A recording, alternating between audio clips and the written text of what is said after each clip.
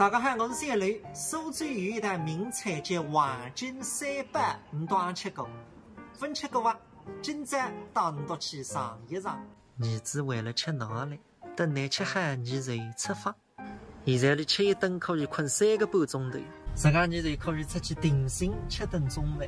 位于宁公里，搿是你也开得快点子。熬不得久久已经一袋筷子。老爸，你到带子几号辰光讲？刚刚带19点。一搭环境是好的，空气清新。一搭个特色，房子的中心一个鱼塘。虽然你来得早，不过已经有人辣浪吃着。你今朝正好有时间，已经碰着佛山粉丝着，最香不怕巷子深。一个人好吃的人还是蛮多。现在等上菜，第一只菜红烧肉上来着。老爸，一个红烧肉够饭是零的，多吃2块。太贵了。别搞我子也挨得动。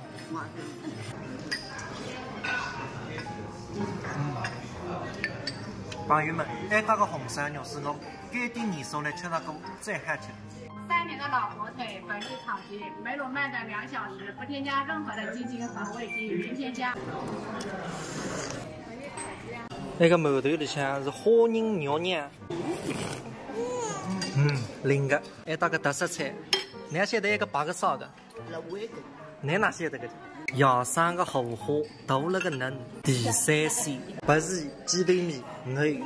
还得改个为啥呢？你还吃？牛在里新鲜。再有一只大菜来着，松鼠龟。